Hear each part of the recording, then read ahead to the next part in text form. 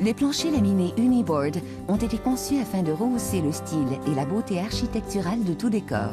Les planchers laminés Uniboard reproduisent à la perfection la texture naturelle et l'aspect véritable du bois, de la céramique et de la pierre. Le système d'installation sans colle de haute technologie d'Uniboard est unique. L'un des plus grands avantages de cette technologie est qu'elle permet d'obtenir des joints plus serrés que la plupart des autres systèmes de planchers laminés sans colle. Voir l'emballage pour connaître les applications.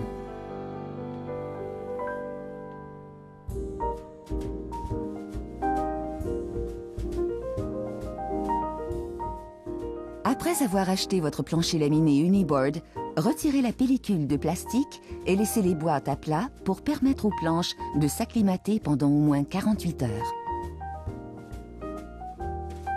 Vous aurez besoin de certaines ou de toutes les composantes suivantes afin d'installer votre plancher laminé Uniboard: du pare-vapeur, de la mousse de polyéthylène, des espaceurs, un bloc de pose, une barre de pose, une scie électrique à dents fines, du ruban adhésif pour plastique résistant à l'humidité, du ruban adhésif en toile et des moulures.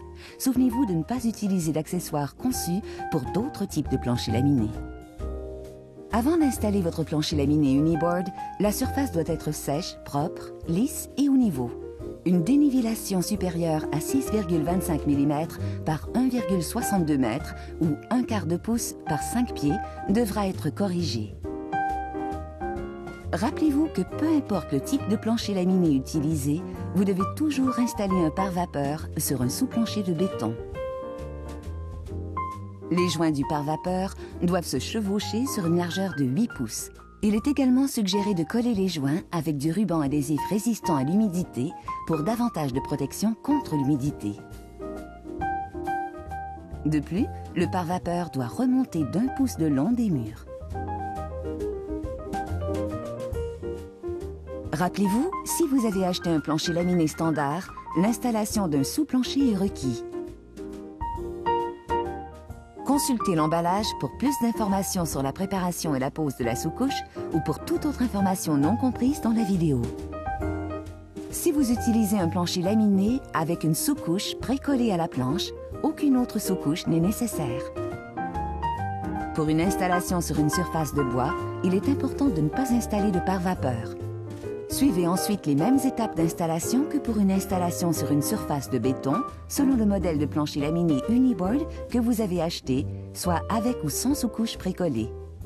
Pour une installation sur du tapis, du plancher radiant, des tuiles de vinyle ou de céramique, consultez l'emballage pour connaître les étapes de préparation nécessaires avant de procéder à l'installation.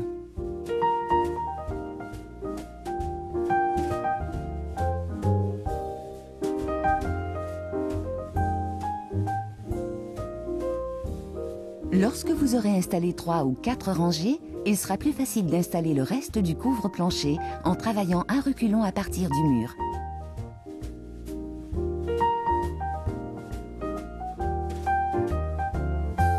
Laissez toujours un espace pour l'expansion tout autour de la pièce ou de tout autre objet fixe. Pour les pièces de moins de 7,6 m, il faut laisser un espace minimum de 10 à 15 mm.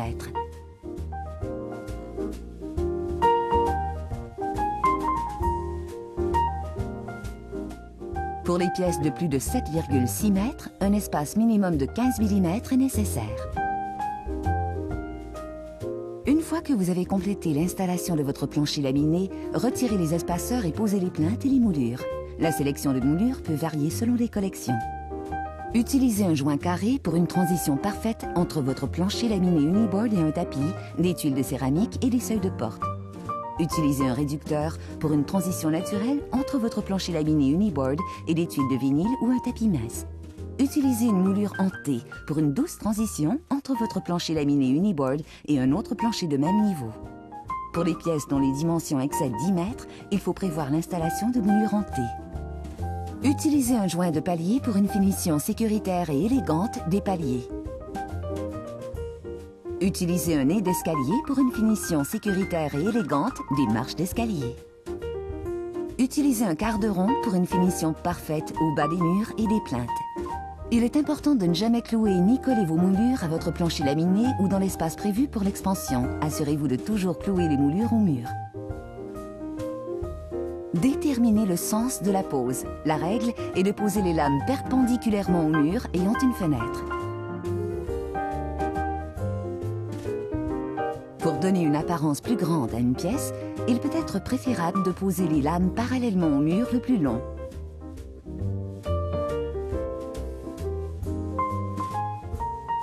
Il est très facile d'entretenir votre plancher laminé Uniboard. Passez l'aspirateur ou le balai et nettoyez avec un linge humide à l'occasion. Pour un nettoyage plus en profondeur, utilisez un nettoyant ménager non abrasif ou un nettoyant spécialement conçu pour les planchers laminés. Pour des tâches spécifiques ou des questions sur l'entretien, veuillez communiquer avec notre soutien technique.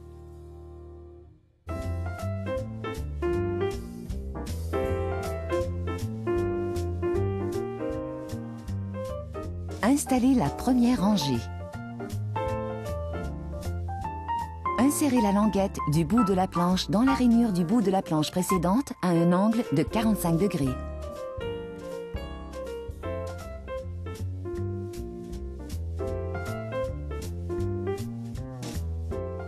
Posez la planche sur le sol.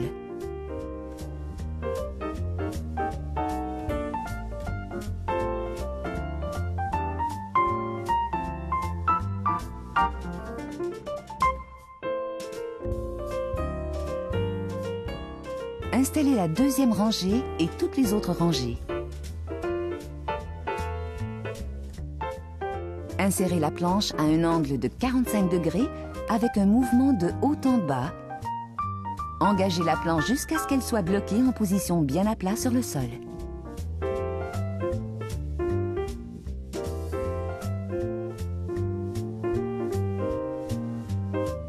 Insérez la languette du bout de la planche dans la rainure de la planche précédente à un angle de 45 degrés.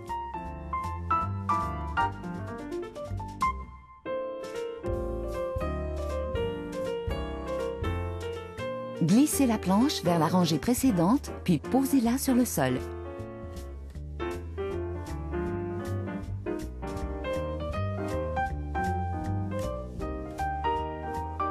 Soulevez légèrement la rangée afin de permettre à la languette de s'insérer parfaitement dans la rainure de la rangée précédente avec un mouvement de haut en bas. Engagez la planche jusqu'à ce qu'elle soit bloquée en position et qu'elle repose bien à plat sur le sol.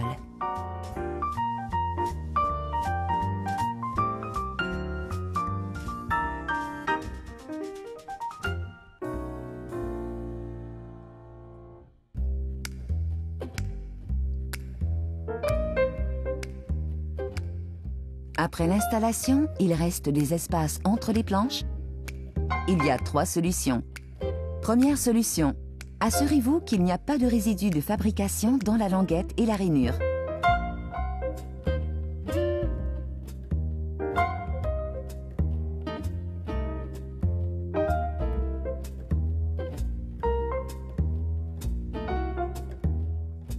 Deuxième solution, bloquez la planche en position en exerçant une pression manuelle.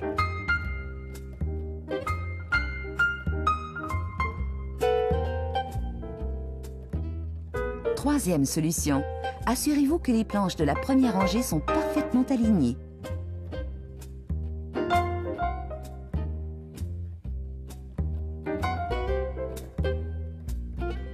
Lorsqu'on soulève les planches, elles se déboîtent. Première solution. Souvenez-vous que les planches se déboîtent toujours lorsqu'on les soulève trop haut. Deuxième solution. Placez une première planche au début de la rangée suivante avant de finir une rangée. Cela crée un contrepoids à l'autre extrémité de la rangée que vous assemblez. Ce poids évite que les planches ne se soulèvent trop haut lorsque vous les manipulez et par conséquent empêche qu'elles ne se déboîtent. Vous ne parvenez pas à installer une planche à cause d'une moulure de porte? Voici la solution. Libérez l'espace en coupant simplement la moulure de porte à l'aide d'une scie. Vous dégagerez ainsi l'espace nécessaire pour manœuvrer.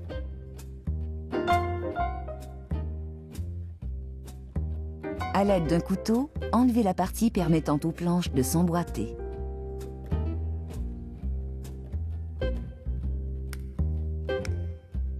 Appliquez de la colle pour que les planches restent bien fixées ensemble, même sans mécanisme d'emboîtage. Vous pouvez maintenant glisser la planche à plat sans devoir la soulever à 45 degrés. Enfin, nettoyez l'excédent de colle pour un travail parfait.